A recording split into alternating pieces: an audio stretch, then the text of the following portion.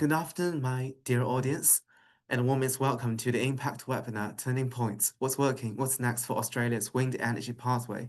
My name is Lin Zhang, content producer from Lead Associates. It's my great honor and privilege to be your host for today's event. Australia's wind energy sector stands at an exciting crossroads, driven by strategic investment, genuine community engagement, smarter grid integration, and maturing experiences that are setting the stage for the industry's next significant leap. This webinar takes participants on a compelling journey from uncovering emerging investment opportunities and deepening local collaboration to addressing grid infrastructure challenges and streamlining project delivery with clarity and confidence. Designed to equip stakeholders across the government, industry, and communities, this session delivers practical insights and actionable pathways to advance Australia's wind energy future, one that is sustainable, scalable, and central to our clean energy transition.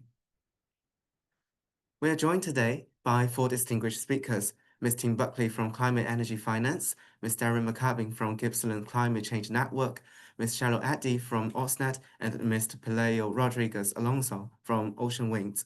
During this webinar, I encourage all of you to actively engage in our discussions, ask thought-provoking questions, and share your invaluable insights. There will be a question-and-answer session following each keynote, and while we may not be able to address every question due to time constraints, rest assured that relevant points may be revisited by speakers in the box later on. Please note that this webinar is part of the virtual content of Australia Wind Energy 2025, which will take place on July 17th and 18th at Melbourne, Australia. We extend our special thanks to our partners and sponsors, including event ambassadors RWE, Equinor, Siemens Gamesa Renewable Energy, Energy Transition Partner, Squancham Energy, Offshore Wind Sponsor, Ocean Winds, and much more, to discuss the latest innovation and fuel your business future by meaningful connections. It's my pleasure to open today's webinar by introducing our first speaker, Ms. Tim Buckley, Director of Climate Energy Finance. Tim is one of Australia's most respected voices on energy finance and the clean energy transition. In his work, he combines market analysis, investment trends, and policy insight to help explain where Australia stands in the global race toward decarbonization and what it will take to accelerate progress.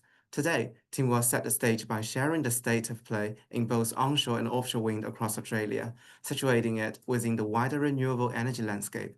He will touch on global investment trends, the pace of renewable deployment at home and abroad, the challenge and opportunity of storage, and what's needed for Australia to deliver on its targets and compete on the world stage. So please join me in welcoming Ms. Tim Buckley. Hi, Tim.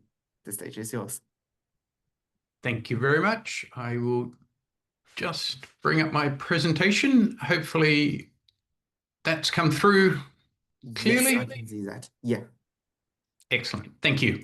And good afternoon, everyone. And if I could start by paying my respects to the traditional owners of the lands. I'm on the Gadigal lands of the Eora Nation.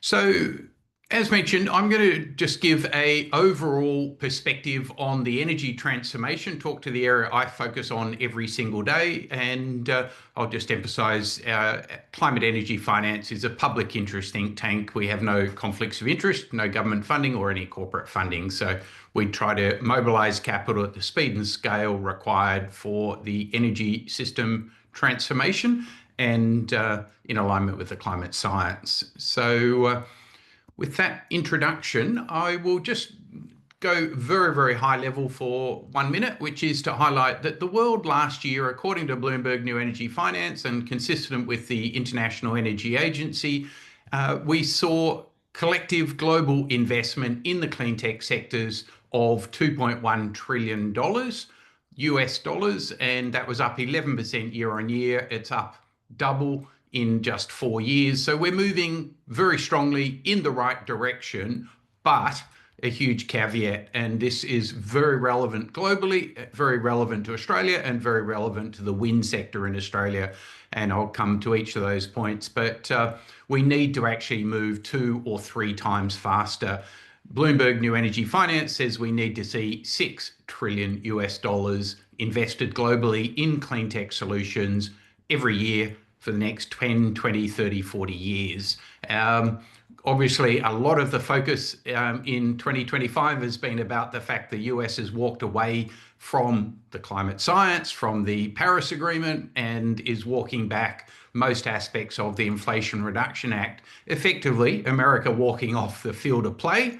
And that, in my view, just leaves China to absolutely win the race. And in many respects, the stupidity of what the US is doing is opening up different geopolitical opportunities, and it allows a resetting of global expectations and Australian expectations, and allows us to collaborate, cooperate, and work and partner with any country that accepts and acts on the climate science, and in particular, our Asian trade partners, which are China, Japan, and Korea.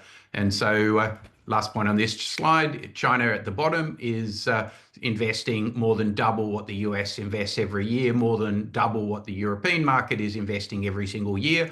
It is great that China is Australia's #1 trade partner. 30% of our exports go to China. So there is a massive opportunity and a massive need for Australia to pivot.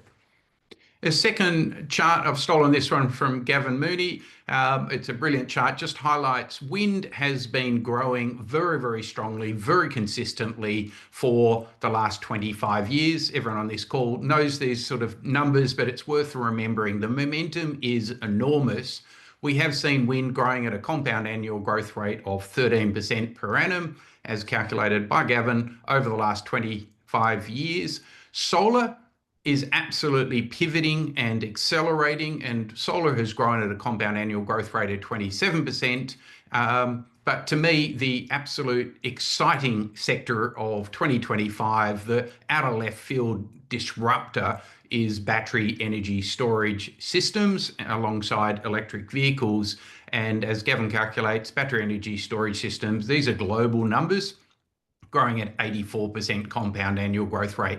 Now, that works beautifully hand in glove with the fact that wind and solar in many countries, particularly Australia, are very complementary. Solar, predictably during the day, wind more in the evening and night, and batteries able to time shift, beautiful, low cost, zero emissions, renewable energy.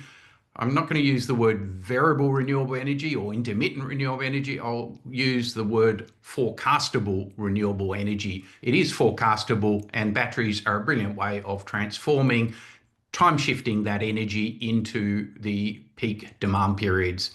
The other point I've made on this chart, or I've referenced, is the CSIRO cost gen numbers. Now, obviously, when you're looking at any capital investment number or anything to do with energy, one group of numbers in isolation never tells you the full picture.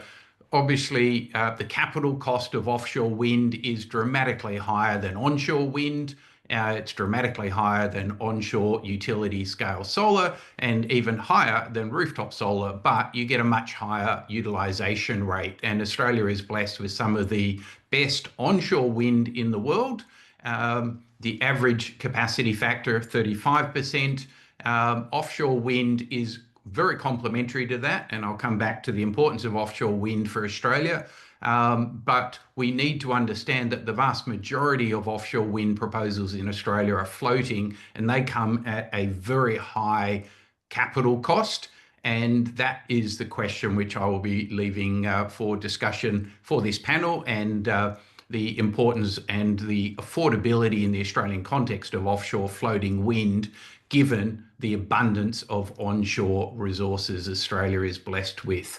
But it really comes down to the level of ambition we have. I'll move on. Any talk I give has to talk about China, so one China slide, forgive me.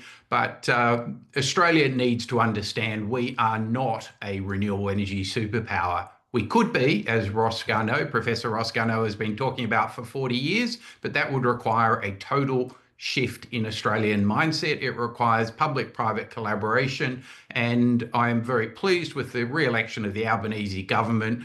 Future Made in Australia is very central to the second term of the Albanese government. We need to move from talking and establishing to actually doing.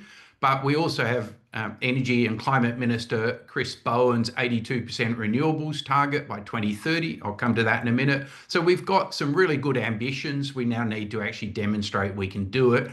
at anything like the speed and scale that China does every single week, every single month, every single year.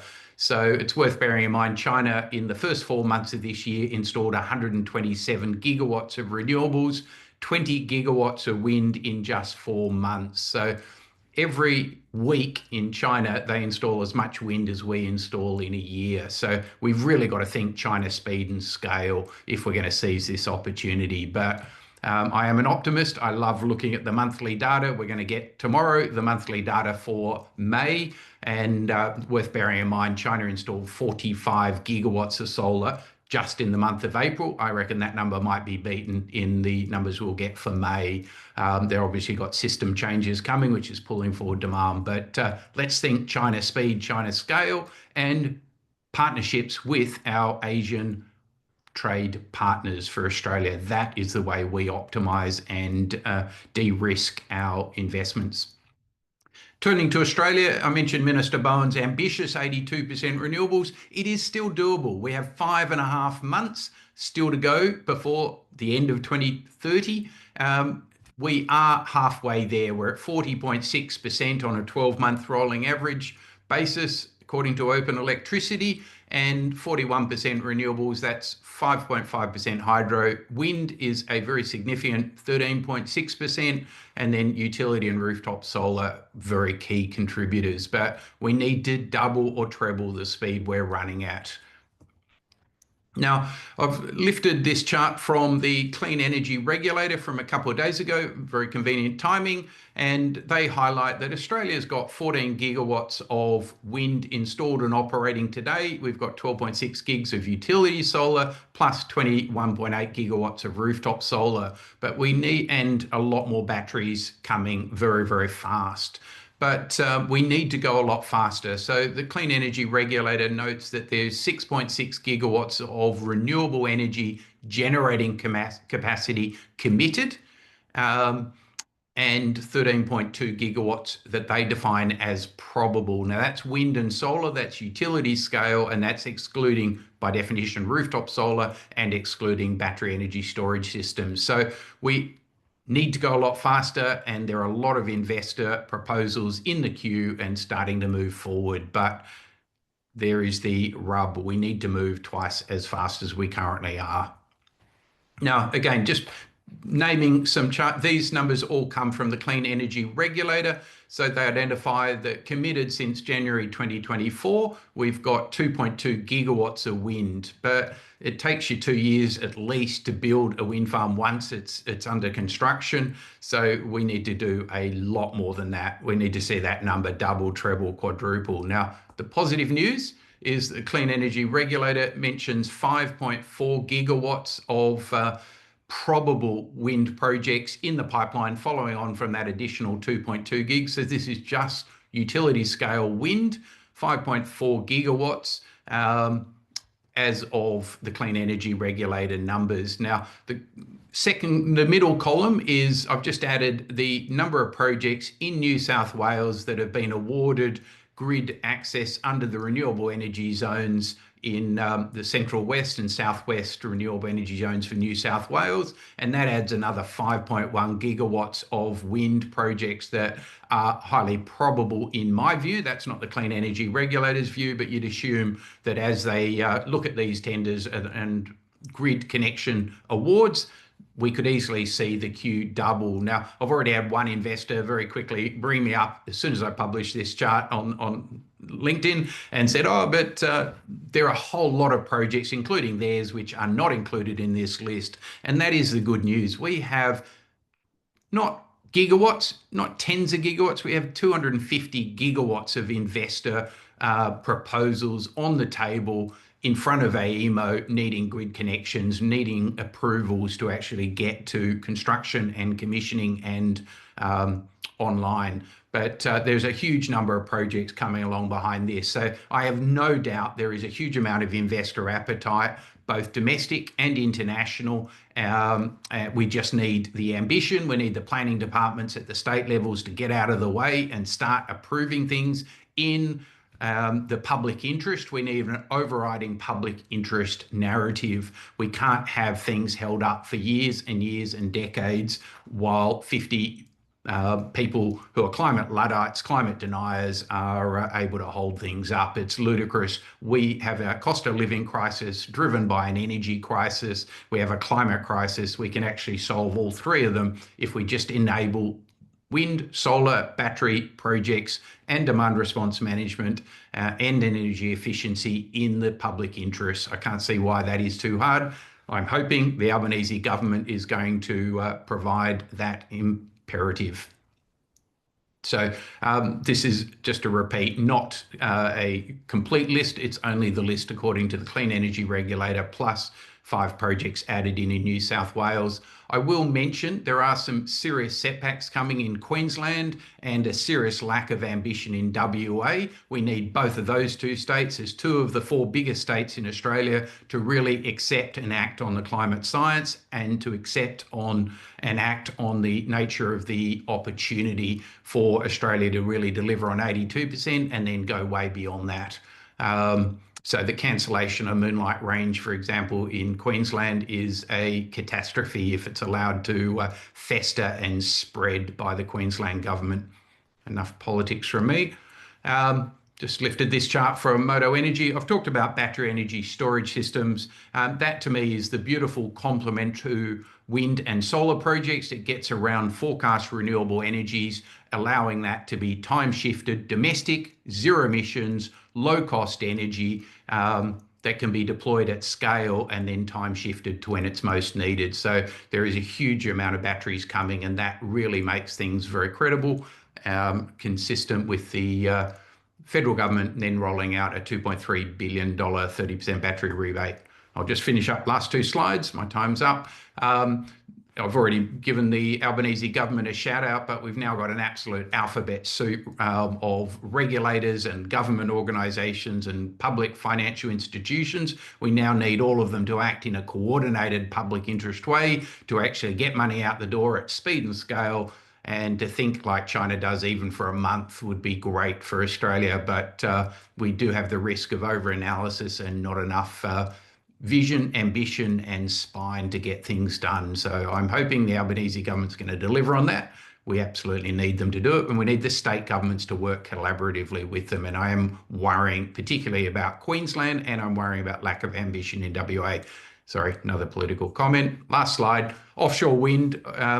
I'll just finish by saying, look, offshore wind in Australia is critical for Australia to move beyond the 82% renewables. It's then a question of how much is the public interest going to be served by moving to 95 to 100% renewables, and then acknowledging that electrification goes hand in hand with decarbonisation, and that electricity demand is going to grow significantly, having been flatlining for the last 20 years. So offshore wind will play a key role in the last 18%, but we've really got to weigh up the cost of delivery in Australia, and we need to have the right policy ambition, because Australia is blessed with beautiful onshore wind and beautiful solar, and so we've got to weigh up the economic costs and the public interest of it. I would advocate, if we're going to build 1 offshore wind farm, we need to build 5 in Australia. We need to actually get the supply chains in place. We need to have domestic supply chains, domestic content requirements, domestic labour, and we need to do it sequentially. Otherwise, we need to use other solutions for grid reliability, grid decarbonisation and electricity grid growth.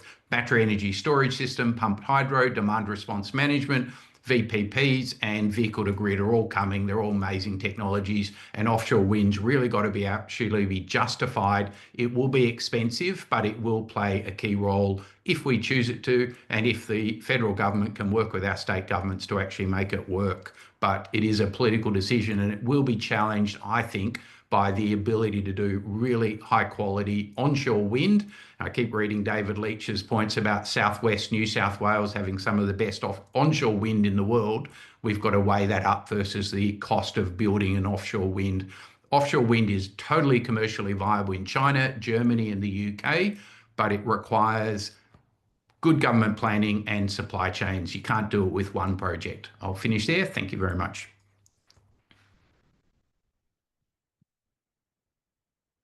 Right, thank you, Ms. Tim, for the data-rich and thought-provoking overview. Your analysis has made it clear that Australia's wind and broader renewable sectors are progressing, but also highlighted the urgency of scaling up investment, innovation, and ambition if we are to meet our 2030 and 2035 goals. So you reminded us of the global context, how quickly markets are moving elsewhere, and why accelerating our own transition will require not just technology and capital, but also coordination, policy clarity, and community support. And now we've got some questions from our audiences. So, question one, what are the top challenges to develop Australia's offshore wind industry? I think that's a really important question, and it's going to be great next month to have the conference for 2 days to get an update on where we stand. But number one, we need policy ambition from the governments, federal and state. We need alignment of federal and state objectives. We need to overcome social license to operate. That has clearly been weaponized by climate Luddites, particularly the LNP federally, and their fossil fuel donators.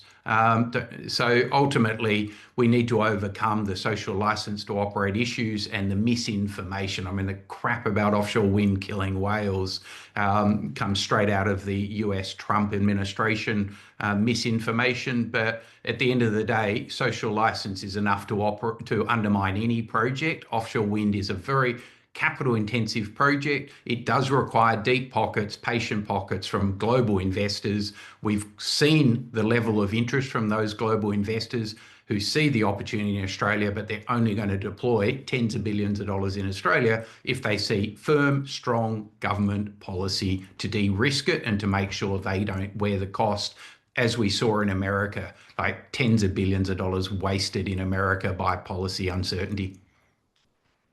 Right, thank you. So the next question is, Australia rated 47 out of 63 countries for renewable energy attractiveness by IND. What will it take to lift this? Yeah, thanks. I think I've answered that in some respects. I'll just repeat, we need to have a level of policy ambition and we need the right policy frameworks. I think we've got it, like the capacity investment scheme, but we also need grid transmission. And I'm horrified to hear the Waratah super battery. It was used in November last year for grid reliability, stability problem issues. It helped solve that for New South Wales. Yet 6 months later, 8 months later, it's still not scheduled to be commissioned and connected to the grid till later this year. That is $1 billion of public capital that's been deployed, and we need to actually do that 10, 20 times over. That means we need the grid operators, the grid regulators, the state governments and the federal governments to work with investors and with the grid to actually make sure all these projects are commissioned as fast as they can, safely, and not ignoring social license to operate, but accepting that there's an overriding public interest. So once we get that, we could easily move up because we've got some of the best solar resources in the world. We've got some of the best onshore wind in the world. We've got some good offshore wind. That's a little more challenged. There are plenty of countries with good offshore wind, but the question in my mind is, given we've got brilliant onshore wind, do we need the extra diversity of offshore wind? But ultimately, we also need the future made in Australia. Like one new green iron plant in South Australia would double the amount of renewables that South Australia's built in a decade. And we don't need one green iron plant. We need 10, 20, 30 of them over the next 10, 20 years. So the scale of the opportunity is huge, but at the moment, we don't have any green iron projects. We need to actually demonstrate the demand pool, and that will then mobilize capital. Right, great. So our last question is, in your view, what are the key drivers that will shape the next decade for Australia's wind industry? To me, international collaboration. I'm a finance guy. At the end of the day, we need a price on carbon. We've just put out a report at Climate Energy Finance calling for a path to an Asian CBAM, an Asian Carbon Adjustment Border, CBAM mechanism, in order to get a price on carbon. So that when I talk about green iron, it's a $100 billion opportunity for Australia annually in terms of exports. But private finance is amoral. It's not immoral, it's amoral. It needs to have the right risk-adjusted return metrics, and you need carbon to be priced effectively, both domestically and in international trade, to mobilise the hundreds of billions of dollars of investment in Australia. So to me, I'm very strongly of the view we've made good progress with the safeguard mechanism, but it's key we get that in the Asian markets so that our key trade partners, Japan, China, Korea, Taiwan, all of them provide the price signal that Australia needs so that we can value add, embody our world-leading renewable energy potential in our world-leading mining sector before we export it. Right, great. Thank you for those thoughtful answers and discussion. So with that, we'll now move on forward to the next session. Thank you, Ms. Tim. Thank you. So now let's welcome our second keynote speaker, Ms. Darren McCubbin, Chief Executive Officer, Gippsland Climate Change Network, and one of the most dedicated voices in Victoria's offshore wind journey. As Australia enters a decisive phase in its energy transition, Victoria is stepping up with real momentum, from the retirement of coal-fired power stations to the launch of the country's first offshore wind auction.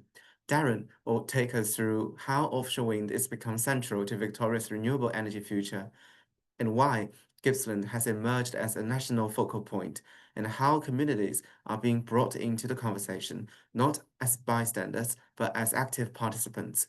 We'll also hear about how government and industry are aligning to ensure that this transition brings shared, tangible benefits to local people and places. So now please join me in welcoming Ms. Darren McCubbin. So hi, Darren. The floor is open for you right now. Hello, and thank you very much. And thank you very much for Tim for giving us a great introduction there. We'll just get our slides up on the screen, if you can. I am talking to you today from Gippsland, from Sale, just out of Sale, in the heart of Gunai-Kurnai country, and pay my respects to traditional owners there. I am from a community-based organisation. We have strong connections both within the government sector and industry, but we're not funded as such. So I'm going to take it from the lens of looking at community development and how we're going.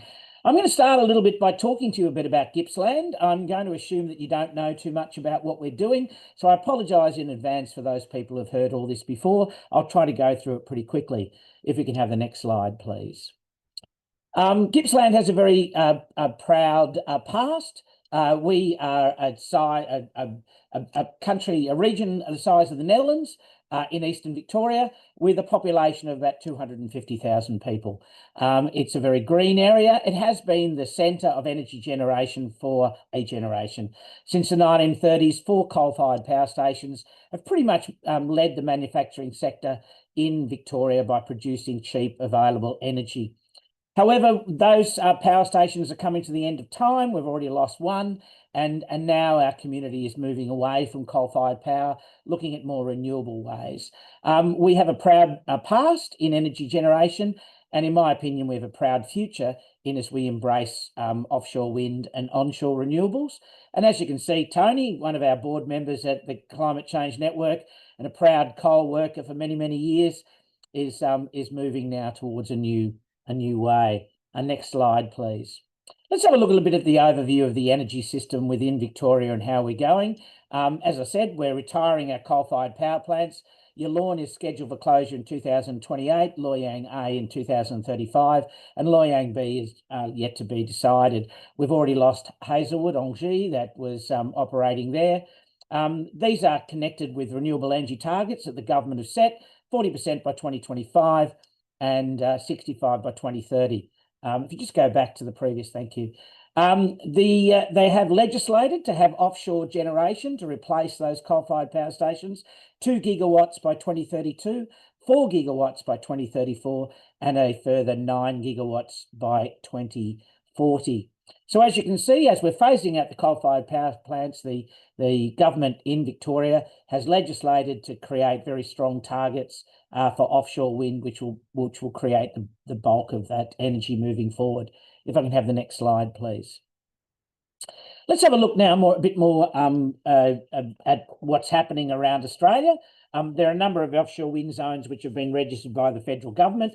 One off the coast where we are now, that red box is Gippsland's to the right-hand side, if you like, of Melbourne. And you can see the zones listed off there. Also those in Portland, the Illawarra, Hunter, of course, in Western Australia and Tasmania.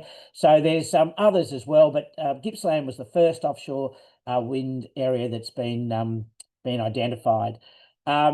Gippsland is home to the nation's largest offshore wind zone of over 15,000 square kilometres. And why is Gippsland the first, and why am I really excited by what Gippsland has to offer? Next slide, please. Well, we have some of the fastest wind in Australia, down in the roaring 40s in Bass Strait. And the seabed is naturally very shallow. It's about, in most cases, between 50 to 70 metres. So it's quite shallow water. It was part of a land bridge with Tasmania in its time. And so you've got shallow waters and you've got very good consistent wind speeds. So these are also very close to existing infrastructure.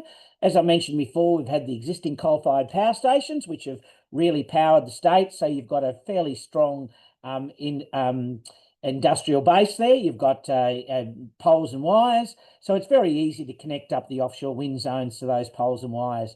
There is about 70 k's of new transmission which has to be included, which a transmission plan came out just last week, working towards connecting that all up.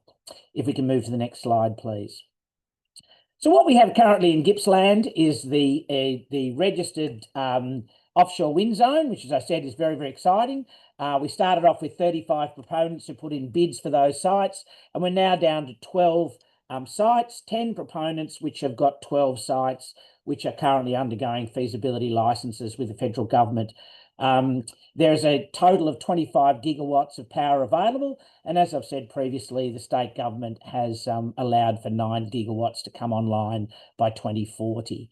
So we're rapidly moving to that. And as you can see, an exciting list of proponents from all over the place, representing some major offshore companies. A lot of them have been working in Gippsland for over a number of years. Probably the most notable of such is Southerly 10, which have been operating for about 5 or 6 years, running community consultations and conversations and discussions.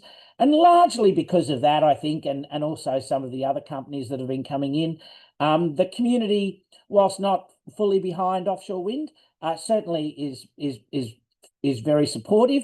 We are still working through community benefits, which I'll talk in a bit more detail a bit later on, because quite frankly, this is the key to the delivery of this product, is that we ensure that the local community is comfortable with what's going on. Like all of us, we believe in the transition away from coal-fired power into a much more wind and renewables. Climate change is real, and Gippsland has been subjected to some horrific fires and floods. So we absolutely understand the need to be able to transition into a new renewable environment. But of course, that has to be done properly, appropriately, with respect to the local environment, and also ensuring that local people are brought on local supply chains, local jobs for local people, and indeed benefits in terms of community dollars that can be utilised for social infrastructure. So we're at this stage where there's a number of companies going through their feasibility licence, doing rather extensive environmental surveys and what have you, looking towards Australia's first offshore wind energy auction, which is set to launch in September and should be expected to take place most of next year. After that time, we should have a number of proponents which have been accepted to come into the grid. We'll find the investment really moving in, and then we start getting into the critical phase of ensuring that we build and create the first offshore wind zone in Australia. And I can't stress that enough. In my opinion, whilst national targets are really good, and I certainly support those, and we need to have a national framework to be discussing this, I cannot overemphasize Gippsland's importance within that. This is proof of concept. And whilst offshore wind is popular overseas, and I've been fortunate enough to travel over and see what's been happening there myself, within Australia, this will be the first one. This will be the light on the hill, so to speak. And if we can deliver this, we can deliver everywhere. So my call out to governments of all persuasions is that get Gippsland delivered, and the rest will follow. So we expect to see in the next years that we'll get a concentration within Gippsland. It's going to be tough as we evolve the industry, but we will deliver because we have the incredible resource off the coast. Next slide, please. If I can talk to you a little bit more about community benefit sharing, because this is at the heart. it's really important that you cannot deliver offshore wind without extensive community acceptance of what's going on. And this has been the big conversation within Gippsland for some time. And I've mentioned Southerly 10's been at the forefront of that, but other offshore wind proponents as well are moving in and having conversations with their community. These are tough conversations. The zones begin about 10 kilometres offshore, but they're still visible from the shore. And communities are naturally, worried about what's going to happen. They're concerned about some environmental issues. Commercial fishing is obviously having some conversations with the government. But we believe that it's possible to kind of move these all together. Right now, in terms of community benefit sharing, there are two levels of that. The industry is leading a voluntary scheme in which companies that bid into the auction process will be required to set out a community benefit operation with the local communities that have been impacted by their interactions. So most of the local companies are working on those to be able to fit them into the auction process when it becomes live in September. And the government has themselves mandated that within the renewable energy zones, and there's a new one now along the coast, that there'll be a mandatory scheme placed on those developments to ensure that local communities receive benefit. Now, at this stage, there's some discussion about what that's going to look like, who's going to administer it, and so on. But the government is doing a significant amount of work in putting forward these schemes, and communities have been particularly interested in it. However, the strong message that I want to send out today is that you can't simply expect that the proponents, the industry, if you like, should bear the sole responsibility for bringing communities online. I always argue that having these things through the frame of industry can always be make communities nervous. I'm certainly not having a go at industry, but industry's job is to put wind turbines in the water. That's their sole job in some regards. And local communities, of course, push back against that. And what you tend to find within local communities is people get divided between those that accept offshore wind and those that don't. So you get divisions happening within the communities. That's nothing to do with the industry. The industry, I think, is working really hard to bring communities together, but it's a natural facet of it. If you simply put all if you put all the responsibility for bringing communities on side to industry, that's the sort of thing you're going to get. I have been recommended, and I recommend today, that you really need to have a community-based approach, that there needs to be a broader framework for community benefit conversations, which is simply not just about industry, not just about government, but community themselves. And we've been looking at a number of ways of trying to encourage community to come on board, to talk out the misinformation, if you like, of what's going on, and to really have a proper conversation about what is the benefit for having offshore wind located off the coast of Gippsland. We're working with a group called Democracy Co, which are based out of South Australia, which do a process called deliberative democracy. If I can have the next slide, please. And I'd like just to talk to you a little bit about the way this is working. So the Gippsland Assembly was connected. So we sent out 10,000 invitations to people along the coast, inviting them to be part of this conversation about what benefits. In fact, the question we asked was, how can Gippsland's role in offshore wind energy benefit us at all, our families, our communities, and our coastline? It's a broader conversation than just how much dollars do you want, or which groups should that go to. It's a conversation about the ecology of the coast, the preservation of the marine environment, the preservation of the fishing industry, and the way that recreation and commercial industries can interact with offshore wind. And so out of this 10,000 invitations randomly placed out in our coastal communities, 50 people, or a number of people, put up that they'd like to be part of that conversation, and 50 people were randomly selected. Now, when I say randomly selected, they were randomly selected such that they fit the demographic profile of the region. If I can have the next slide, please. So what they mean is that we had 23 women, we had 26 men, we had 5 people between the ages of 16 to 24, 4 between the ages of 25 to 34. We have 40 full-time residents, 5 long-time renters, 4 holiday homeowners, 7 were involved in education. In other words, the spread of people that were in the assembly represents and mirrors the spread of people that are along the coast naturally. So you're having conversations on the benefits of offshore wind by a group of people who are broadly represent of the region they serve. You're not just getting the loud voices who turn up to your trestle table when you set it up in the local hall. You're getting a much more broader conversation between people, and this is facilitated to a degree, but mostly the participants self-regulate. They talk it out themselves. People have very different views and people are able to challenge those views, but done in a way that strengthens connections between people. So at the end of the day, it's not a fight where you're for or against an industry. You're actually talking together, often with quite differing views, but in a supportive environment to try to determine what are the benefits and what conditions that should be placed upon industry moving forward. And I'm really positive about this process. We've had 2 sessions thus far, both of them online, and they will be culminating in a 2-day workshop over the next couple of weekends where the community groups will write a report to the industry and to government saying what they want. So this is, from what I understand it, in Australia anyway, the first time that you've had really this kind of community democratic process where you've asked a community to come together and have a reasonable discussion about what they want out of the industry, which I think strengthens that community, makes them an active participant within the conversation, and I hope builds social license within that area. Because I can't stress enough, despite having a great resource, despite having some fantastic industry representatives and a government that's incredibly supportive, without the community on board, then this is going nowhere. And Gippsland does have some natural problems in the sense that it's a very conservative community. Our politics is somewhat to the right, but we also have some very progressive people as well. And we are a community which understands energy, understands its generation. At the end of the day, going to renewables from coal isn't very scary.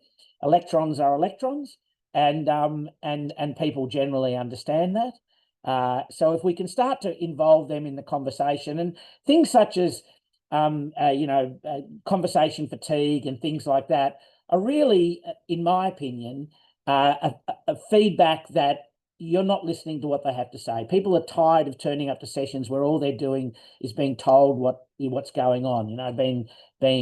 So rather than them having an active role in actually moving this forward. Now, I'll be really interested to see what they come up with, and I hope you are as well. But we'll be presenting that in the next few weeks. Next slide, please. So just to kind of summarise where we are from Gippsland, we believe we have a great resource. We have a history of energy generation, and we will be a significant player moving forward. I believe that in the delivering of the Gippsland offshore wind zone, we'll have benefit not only from our region, but for the rest of Australia as we provide proof of concept. We have strong support now with the federal and state government, and indeed industry are working together with our local community. I think with investing in social licence within our region, investing in our local community groups and sustainable energy organisations and our supply chain manufacturers, our local TAFEs and technical colleges and universities, if we all work together, we can actually create real benefits for our community. And I thank you for giving me the opportunity today to tell you about the place that I love. We might stop the slides there, and if you've got a couple of questions for me, I'm quite happy to take them on. Right, so thank you, Ms. Darren, for that insightful presentation. We've seen how Victoria is moving from ambition to action through strategic planning in Gippsland and upcoming offshore wind auction, and meaningful community engagement as well. It's clear that building momentum means aligning policy, investment, and the local voices. So thanks again for setting the scene so powerfully. During your presentation, we've got some questions from the audiences. I'm sure they're seeking to have your answers. But due to time constraints, I would like to just raise one question. So, so one question is, how do we ensure Australian manufacturing gets a fair share of the opportunities from the transition to renewables, particularly offshore wind?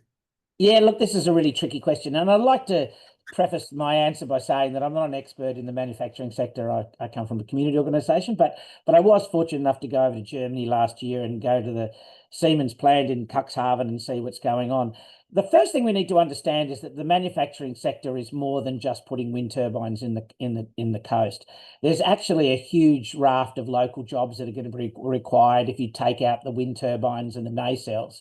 You know, there's the digging of the trenches, the cabling, even I think the towers. You know, even the building of homes that are needed to house the people within them. There'll be certainly plenty of jobs within the manufacturing sector which are not directly related to the wind turbines themselves. I think one of the dangers, obviously one of the ways to build in local supply chains, and I'm pleased to say that all of our local proponents are working closely with local supply chains through the ICN network and others to build them on board. But look, the reality is constraining the offshore wind companies, in my personal view, with mandated local supply chains is going to be difficult. Let's understand that we're the first ones to deliver, and that putting imposting too much onto them is going to be tricky. And I think we're going to be evolving our sector. So what we really need to come to the crunch, I think you're going to find that it's going to take some time to bring local sector on board, particularly in the manufacture and maintenance of wind turbines. That's going to be really tricky. There will, however, be hundreds, if not thousands, of jobs locally in the operations area and also in the construction of other things that are supporting the industry, but not the industry directly. I think what you're generally going to find is that you're going to be importing a lot of the technology in the first instance. And once that you have a strong, stable industry benefited by all of the offshore wind zones, then you're going to see your own domestic industry. You know, let's be honest, Australia is a country that can't manufacture its own car. It's going to be tricky for us to manufacture its own wind turbine. That's not to say we shouldn't try, and that we should be insisting that the proponents work with local industry. But I can't stress enough that we've got to be a little bit careful that we don't wrap our proponents up in too much red tape. So if I can just suggest a few things. One is that they need to engage with suppliers and build an industry over time. Access to finance is crucial. We need to ensure our local supply chain manufacturers just have the access to finance like the offshore operators do. And we do need some leadership from the manufacturing sector as well to start to build local capacity, start learning what the industry needs and delivering that in a timely manner. So, Mr. May, thanks for very detailed answer and participation into this webinar. So let's now move on to our next speaker. It's my pleasure to introduce our next speaker, Ms. Charlotte Eddy, who leads the investment strategy for AusNet. So Charlotte's presentation will focus on a topic that's becoming increasingly important as Australia looks to scale up renewables. The crucial role of the distribution network, including subtransmission, in unlocking the full potential of onshore wind, shall show us how AusNet is invested in new infrastructure, optimizing existing assets and driving solutions that can bring more wind power onto the grid faster and more efficiently. Charlotte will also touch on the challenges and opportunities in planning, regulatory reform, and building new connections between wind projects and the communities across Victoria. So now, Mrs. Charlotte, let's welcome her on stage. Thanks, Lynn. And it's fantastic to follow Darren, actually, because my presentation also has a strong Gippsland theme, but here we're hopping from offshore onto onshore.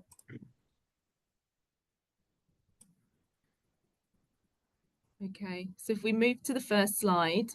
So I'm pleased to talk to you today about AusNet's sub-transmission investment programme that will unlock distribution network capacity for large renewable generation. So our sub-transmission investment strategy is focused on unlocking renewable potential. We have a large connections pipeline in parts of our network with strong renewable resource, which require proactive and efficient network investment to unlock the potential of these connections. And if we move to the next slide. However, proactive investment in distribution networks to accommodate embedded larger scale generation is an opportunity that hasn't been fully leveraged here in Australia. We think that distribution networks can play a really important role in providing capacity for generation that can connect at the 66 kV level. The typical size of projects this can support range up to around 100 megawatts. Distribution network connections are a good option for some generators as it can be quicker to connect to distribution compared to transmission, as generally distribution projects are quicker to construct. They also typically involve brownfield rather than greenfield builds and therefore have fewer social license issues. We also think that they can offer lower cost solutions on a per megawatt basis than some of the transmission alternatives, partly due to the reasons just explained. Now, one of the reasons that sub-transmission isn't being leveraged as much as it could be is because of the way that the connections regulatory framework currently works. The framework's designed so that the first moving generator must pay the full cost of unlocking network constraints. Now, this means that often no single proponent is willing to pay the full cost of network augmentation. And we have a situation where there are clusters of multiple connections that would benefit from the same network upgrades, but the connection pricing arrangements mean that the necessary upgrades are not delivered. And this is a lost opportunity. Now, for the first time, AusNet's proactively scoped projects, and we're proposing funding for these to the Australian energy regulator. Now, these upgrades, we're proposing they would be funded by distribution customers who would in turn benefit through lower energy costs and improved reliability. We find out whether this funding will be approved by April 2026, and there are currently no precedents for the regulatory framework supporting this type of investment, but we are optimistic that these will be approved. Now, in addition, the role of the sub-transmission network in unlocking renewables is not explicitly recognised as part of a coordinated and integrated plan. And this is unlike the case for transmission, where AEMO's ISP and state-based transmission plans that set out renewable energy zones really provide some centralised coordination of network build and generator connections. But for sub-transmission, there's no such plan, and this limits optimisation. We have engaged, however, with AEMO, DECA and VicGrid on our programme to ensure awareness and alignment with broader system planning. If we can move to the next slide. So this shows the network footprint of our distribution network, which is located in the east of Victoria, extending from Melbourne's outer suburbs through Gippsland out to Malakuta and then up to the New South Wales border. It has significant renewable energy resource. There's about 14 gigawatts of wind capacity available across the network, primarily across the coastal areas of the central and southern regions, as well as approximately 525 gigawatts of solar capacity available, with higher concentrations in the central and northwestern regions. And we see our role as the distribution network to be to support unlocking this renewable resource. Move to the next slide. Now, our programme started in 2023 when, in response to our significant and growing connections pipeline, we undertook detailed engineering analysis of the network constraints and possible solutions that could efficiently address these. This included cost-benefit analysis and scoping 4 augmentation projects and running full regulatory investment test processes for 2 of these.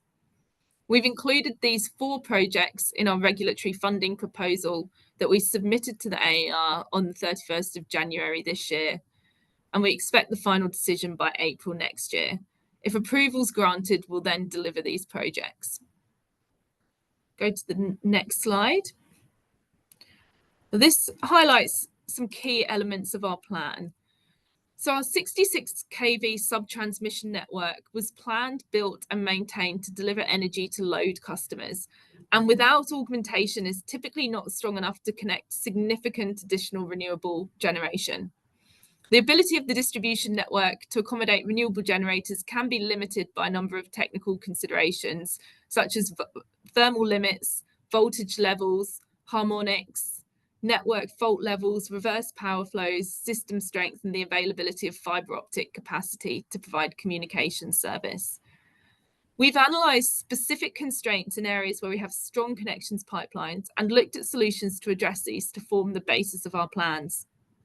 Now, our plan has 3 key elements: unlocking existing capacity, creating new capacity, and enabling initiatives.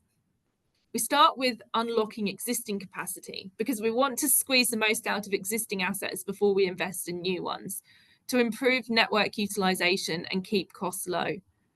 Examples of solutions here involve dynamic line ratings, reconfiguring the topology of our feeders, and load transfer optimization.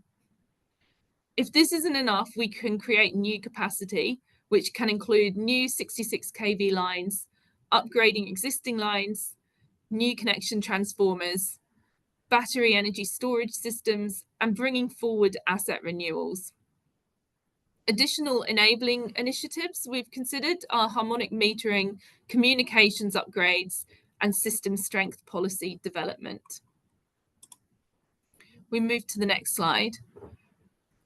So this slide shows where our 4 network augmentation projects are, and collectively they add 950 megawatts of capacity and reduce carbon emissions by 2.7 megatons. The total cost of these 4 projects is $156 million. These projects are located in Wodonga and Barnwatha in northeastern Victoria and around Morwell and Traralgon down in Gippsland.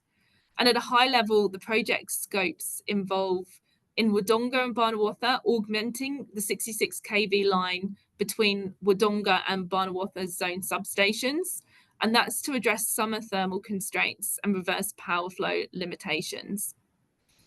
In Morwell East, we've got 2 projects. Stage 1 would augment both lines between Morwell and Traralgon, and stage 2 would augment the existing Mathra to Sale line. And down in Morwell South, where wind interest has been the strongest, we're proposing to build a new line between Morwell Terminal Station and Leongatha Zone Substation. And I'll speak about this project in a bit more detail later on. We move to the next slide. So our initiatives are expected to bring several system benefits, including faster connection timelines, emissions reduction by displacing thermal generation, and following a change in the national electricity objective a couple of years ago, we are now able to formally take this into account in our business cases. And this is one of the first projects that we've quantified this benefit. Lowers wholesale prices via increased low-cost generation, and also improve reliability for distribution customers through increasing capacity and redundancy. These benefits are all valued in our business case that confirms that these network investments are economic and the benefits for our customers would outweigh the cost. If we move to the next slide. So we've carried out some market modelling to quantify what the wholesale market benefit of this additional network capacity would be, and we've used a market model to do this. Now, this model applies to ISP, or the AEMO Integrated System Plan's optimal development pathway as a baseline, and this examines the incremental benefit of additional renewable capacity being unlocked over and above that optimal development path. The model incorporates AusNet network data to produce optimized generation costs and emissions production values. It produces 3 key values for assessing net benefits: savings in total generation costs where new low-cost generation is introduced, the curtailment of new low-cost generation, and savings in total generation costs when a sub-transmission augmentation is introduced to reduce curtailment. And to assess hosting capacity of the network, we add new wind or solar generation in 50 megawatt increments to an existing 66 kV zone substation in AusNet's distribution network. And we develop new dispatch solutions in each case. And we do this until the economically optimal point of network augmentation to relieve the constraint has been established. We zoom in briefly on the next slide on the Morwell South area, to talk in a bit more detail about our project that's proposed here. So this project would see us build a new 66 kV double circuit line between Morwell Terminal Station and Leongatha Zone Substation. The Morwell South connection inquiry details show a sizable proportion of the Morwell South area, including Leongatha, Wonthaggi, Phillip Island substations, and a couple of big wind farms are currently connected to Morwell Terminal Station through 2 66 kV lines. One of these lines has a lower summer rating, which constrains the other line that operates in parallel. And the this line is a major bottleneck for connecting new generation to the Morwell South network. Upgrading this line would support an estimated 220 megawatts of additional renewable hosting capacity in an area where we have 860 megawatts of pipeline connection inquiries and an existing 141 megawatts of installed generation capacity today. The project costs 71 million, total gross benefits so 120 million, and there's a net economic benefit of 50 million. We move to the next slide. So while we consider that our projects are economic and therefore consistent with the regulatory framework, to further support sub-transmission investment in renewable energy, further policy and regulatory reforms would be desirable. Now, this would include a centralised integrated plan that includes sub-transmission to make sure that optimal investment decisions are undertaken. The enhanced system planning work that's been developed by the Centre for New Energy Technologies, known as C4Net, is due to be launched next week. And this sets out a series of tools that have been developed through a partnership between Victorian universities and distributors. And these tools could form the basis of a plan. The way that the pricing framework currently works would mean that a particular distributor's customers pay for sub-transmission upgrades, but all customers in the NEM would benefit from these investments. While we've consulted on these projects with our customers, and there was support for these on the basis that this reflects AusNet customers doing their bit, this is still an area where reform could be considered in the medium term if the costs of sub-transmission upgrades ends up being material. Now, whether or not a change to the regulatory framework to give distributors a positive obligation to invest in increasing network capacity for this purpose will depend on the outcome of regulatory approval processes. And just finally, so if you switch to the next slide, so we encourage the wind industry to engage early with distributors and consider sub-transmission as a viable connection pathway, and also support us in advocating for integrated planning frameworks. And thank you very much for the opportunity to speak and for your time and attention. Right, thank you, Mrs. Schaller, for highlighting how distribution networks and sub-transmission are key enablers for Australia's next wave of onshore wind projects. Your talk made clear that real progress on renewables isn't just about building new generation, but also about smart, timely investments in the networks that connect those projects to homes and businesses. So here I've also got one question from our audiences. So this is, what is the biggest blocker to more onshore wind for AusNet? So as a network, we are agnostic to the source of energy that we connect. We want to support the renewable energy transition across the board. Where the barrier to connection is network capacity, though, we are thinking through and putting plans in place, as I've presented today, on how these barriers could be relieved. And we support clear plans and funding frameworks that will facilitate timely, low-cost connections. Thank you again for your generous answers. So I very much look forward to witness more projects being implemented in the future. It's my pleasure to introduce our next keynote speaker, Ms. Pelayo Rodriguez Alonso from Ocean Winds, one of the world's foremost offshore wind developers. Ocean Winds brings experiences from nearly 19 gigawatts of projects across Europe, the Americas, and Asia, and now developing a landmark of 1.3 gigawatts offshore wind project in Gippsland, Victoria. So Mr. Pelayo will draw on Ocean Winds' global track record to share practical lessons from Australia, from supply chain development and stakeholder engagement to environmental protection and partnering with First Nation communities. He'll highlight how approaches refining Europe, like supporting local jobs, minimizing environmental impacts, and building real partnerships, can help shape Australia's offshore wind industry as it enters this new phase of growth. So now, Ms. Pelayo, welcome on stage. So much for your invitation. Thank you for Leader Associates for organizing this webinar. And particularly thank you also for the other panelists. Very insightful, interesting presentations. I will divide the presentation in three main parts. The first part will be focused on who is Ocean Winds. The second part will be a little bit of the process. And the third part will be more on case studies coming from Europe. But first of all, allow me to, sorry, I have some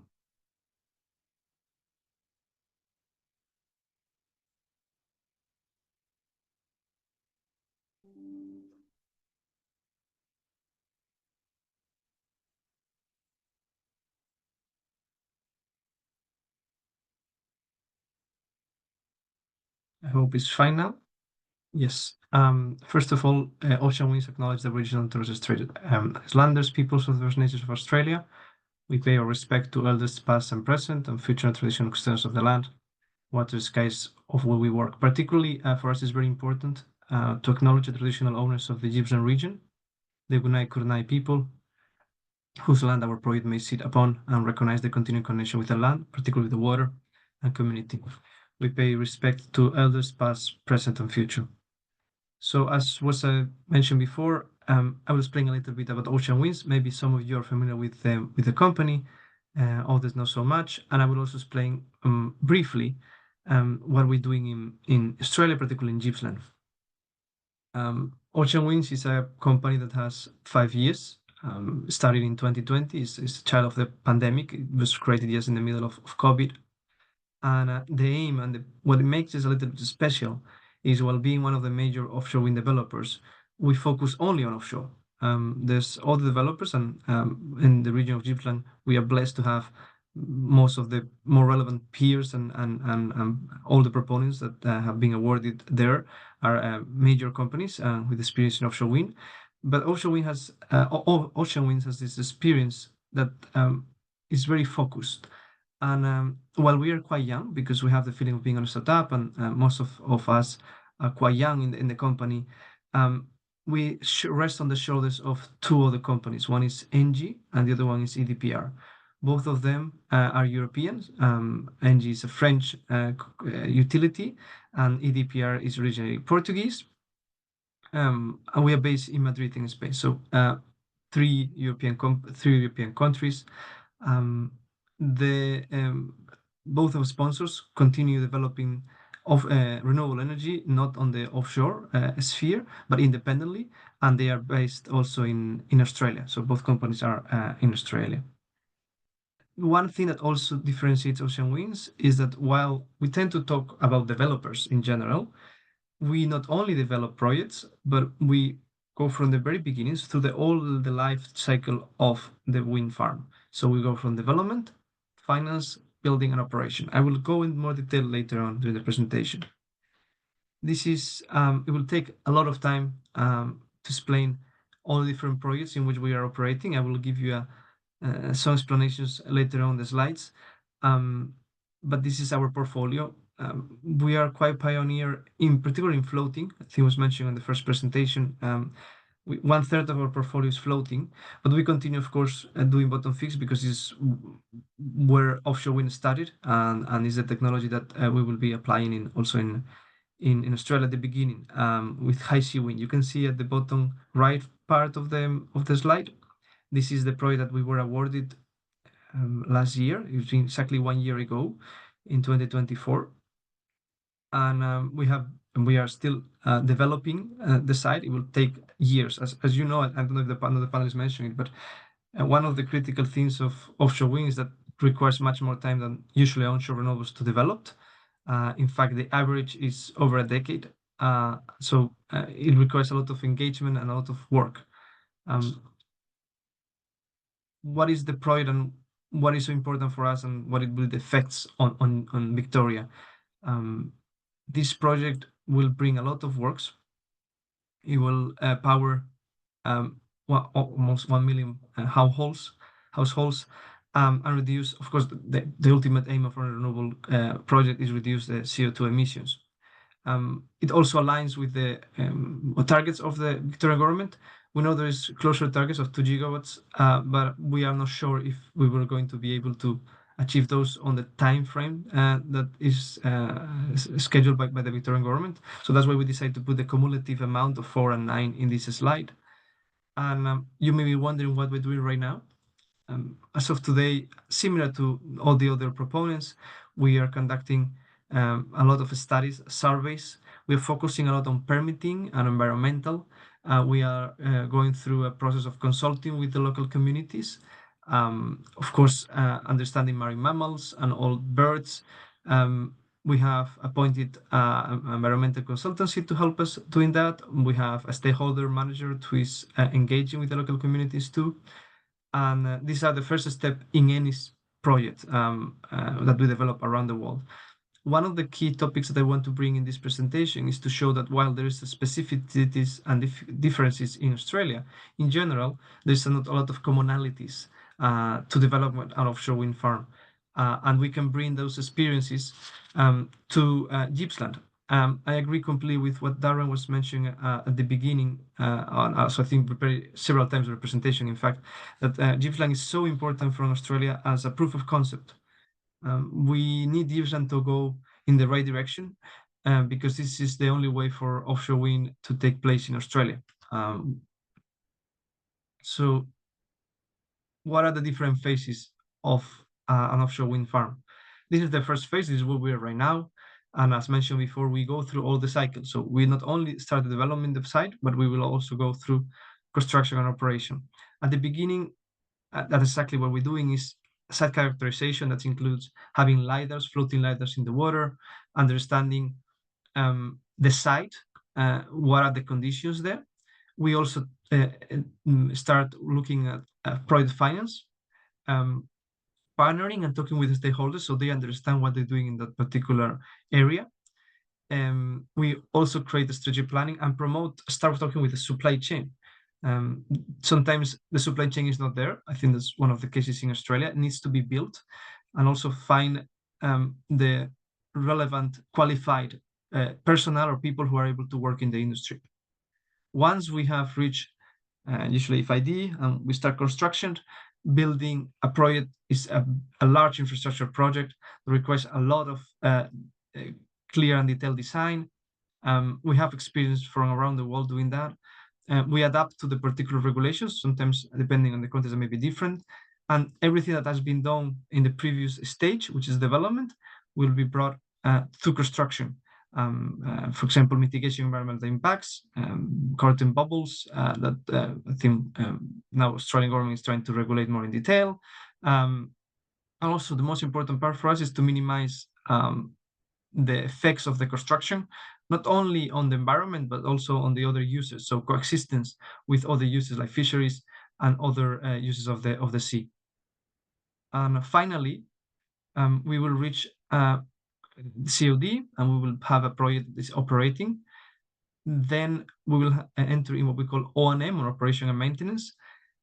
This is the part of the project where we usually employ more people, which is in general good for the community. It will allow us also to have been training these people during the previous stages.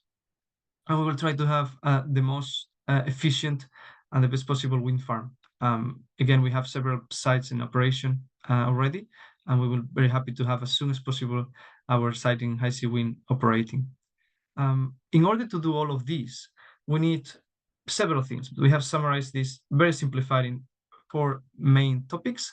The first 2 on your left are more related to the support that we receive from outside the company, so firstly from the government. And then on the right side, it's not only on us, but we have some leverage on that ones. So we need ambitious targets. We have them there for renewable energy, and we have or need a defined time frame. I think we're lacking. We have some targets on time frame, but we're still having some doubts on how to deliver, having some funding and having some clarity and regulation on that regard in Australia. And I think that's one of the bottlenecks and the issues that we're having in the country. And regarding supply chain infrastructures, I think Australia is capable, but still there's a lot of work to be done, particularly in ports and also more general on supply chain. And stakeholder engagement, we're trying to do as much as we can do with the communities. And as of today, I think we are having at least what is in Gippsland. I've heard that was mentioned also by the first panelists that there's some issues in other regions of Australia. But I think that the support from the Gippsland community has been very strong from the beginning. So what are the lessons, or what are other cases, better said, that we can apply to Australia? So the first one links to what I was saying at the end, which is the supply chain, economy, and employment. We have a strong experience. We have 15 years, more than 15 years of experience working in the UK. We can bring other countries as an example, but I think UK is the best one because it's a very mature market, one of them, if not the most mature market in offshore wind in the world. And we have been there working. They have what they call the sector plan. So they bring both strong commitments on supply chain, and also an inclusive employment. Many of the employees in the oil and gas industry have moved to offshore wind. We have even reached to other sectors, not oil and gas, like armed forces convenient.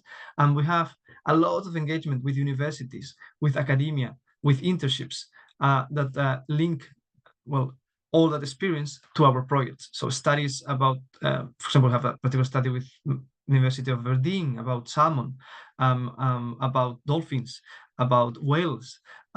We also have created and invested a lot of in our supply chain there, and we're very comfortable working as of today in the UK, particularly in Scotland, where we have our projects. The other case that I think is very relevant and very important for Australia, which is, I think this is particular for Australia and the US, is the First Nations or traditional custodians. In the US, sometimes mentioned as tribes, or I think the name is a little bit different, but the English is the owners, the regional owners of the territory of the area where our project is located. We have a lot of experience engaging with them, and I think that can be very useful also in Australia. It's very important to keep them informed, to keep them involved, and if possible, also have them work together with us in some of the scopes of the project. Another relevant stakeholder is the fisheries. I think there's some countries in which there's more strong views on what the fisheries areas are. And for example, in France, we have faced a lot of discussions with the fisheries, and we came up even with, as you can see there in 2013, we have a layout, a preliminary layout. We have decided on, after 3 years of discussion with the fisheries, to change that layout. And this is something that we are flexible. We are trying to always to adapt and to mitigate any potential negative impact that we may have in the stakeholders. That may be fisheries, but we can be also vessels that go through that area for transportation or other topics. I am quite optimistic, to be honest, and to add my opinion here in the case of Australia, because while being such a big country, having so much space, I don't think it's not so overcrowded like Europe. We have in Europe a directive from 2014, which is focused on maritime special planning, and most of the states have implemented that. And Australia is one of the pioneers of maritime special planning, so it's quite well organized how the areas in the sea are used. And so that, I think we will have not one of the positive things of operating Australia things is this. Finally, another relevant point that or case study is that we tend to think that when we have renewable energy, we limited the negative impact of that energy in the environment. And we're trying in some of our projects, particularly now in FEGL, which is a project is located in France, we're trying to go one step further and not only have limited that negative impact, but quite the opposite, having a positive impact. So we have been seeing that in some areas, we can, some of the foundations, we can put breathing areas from claps and mussels. And we've seen also in Portugal increase in number of fish, because usually the area where the wind farm is located is restricted from fisheries. And so that allows for a impressive growth of marine life around that area. We are still monitoring and doing a lot of studies with different companies. They are helping us, but this is very encouraging because this goes to the core and the reason why we want to develop offshore wind. And then questions. Before that, telling you, I think this is linked to the conference that will take place 1 month from now. If you have questions and not answered today, very happy to meet you there and talk to you if you're joining that conference in Melbourne in a month. Thank you. Right, so thank you, Ms. Pelayo, for such an insightful and globally informed presentation. You've shown us that successful offshore wind development goes far beyond technology and engineering. It's about early and meaningful engagement with local communities, working closely with First Nations and industry stakeholders, adopting best practices to protect the environment and deliver real economic benefits. It's clear that with the right partnerships and planning, we can unlock a truly sustainable offshore wind future here. So we've now got 2 questions from the audiences. So I'll start with the first one. So what are the biggest roadblocks you see for successful offshore wind in Australia, and how could we avoid them? I think for any offshore wind project, and I would say for any big infrastructure project, large infrastructure project, you need 3 things. You need 3 things to make it possible. The first thing is to have the technical capabilities and the technical equipment, let's say, technical knowledge to bring it there. You need also the regulatory or the permitting part, and then you need the commercial route to market. So going one by one, on the technical side, I think we are struggling, and we think this roadblocks or bottlenecks. We've seen particular issues with the ports. We also seen some improvement during the last months, but the grid. This is common in a market that is starting. I mean, nobody has to get frustrated by that. It's normal that there is some difficulties in that regard. As mentioned during the presentation, there's supply chains that need to be created or improve, and this need of qualified people. I think that's on the technical side. On the permitting side, I think we have been bombarded by too much legislation, to be honest. The proponents, I think, is because it's new. There's a lot of overlapping legislation and rules, and we need 5 permits to do very not damaging studies like putting a flighter or putting or doing geophysical studies or geotechnical studies. We're facing a lot of regulation compared with other markets which are more straightforward, like the UK, for example. I think that comes with experience of the country. And lastly, and this is what I think is the main problem, because the other two are commonly seen in most of the countries, and I think with time we will find a solution altogether if we have the good intentions to reach them. The main issue here is on the commercial side, on the road to market. We have been very encouraged by the targets by the Victorian government. However, it seems like there is a lack of clarity on the funding and also a clarity on the rounds coming up. So having that visibility is what enables then the technical and the permitting part to be really there. I mean, so you can invest, you can have a supply chain if it's clarity that the investors will be investing. And as of today, we have some doubts on that, and we will be very happy to have some clarity in the coming months.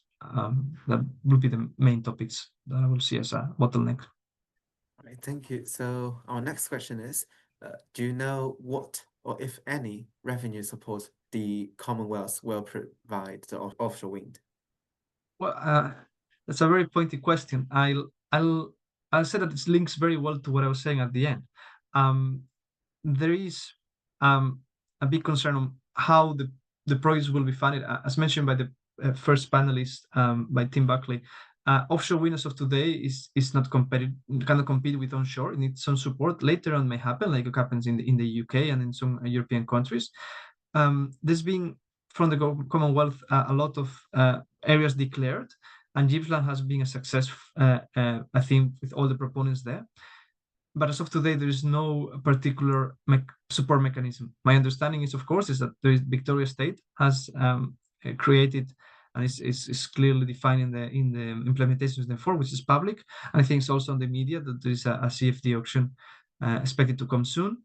But we will be happy to understand how that auction will operate and have some visibility, not only from the first auction, but the following auctions, and what is the overall support mechanism that is expecting at the Commonwealth or at Victoria, but in general in Australia and in Gippsland in particular, so we can have a successful development and, of course, construction and operation of those projects. Thank you. Thank you again, so Mr. Pialoyo, for sharing Ocean Wind's international experiences and vision with us today. Thank you all for joining us today and for your active participation throughout this session. Across today's discussions, it is clear that Australia's wind energy sector is at a pivotal moment. We've seen just how much opportunity exists, not only in scaling up both onshore and offshore wind, but in strengthening the policies, partnerships, infrastructure, and the local engagement needed to make this transition a success. The path ahead will require ambition, coordination, and a willingness to learn from global experiences while shaping solutions that work for Australia. It's also about ensuring the benefits of this transition that are broadly shared across regions, industries, and communities. As we close, let's carry this momentum forward, continuing the conversations, building new collaborations, and keeping a clear focus on delivering a more sustainable and confident energy future for all Australians. And this is only the beginning. We invite you to stay engaged with us at upcoming Australia Wind Energy 2025, taking place this July in Australia. We will reconvene with industry frontrunners, government stakeholders, and solution providers to translate today's insights into tomorrow's milestones. And let's continue shaping the future of wind energy together. And finally, on behalf of Lead Associates Impact, I would like to express my sincere appreciation to all our esteemed speakers for sharing their deep expertise and strategic insights. I would also like to thank our engaged audiences for your participation, thoughtful questions, and valuable contributions. And thank you once again for being part of today's session, and we look forward to seeing you in Australia.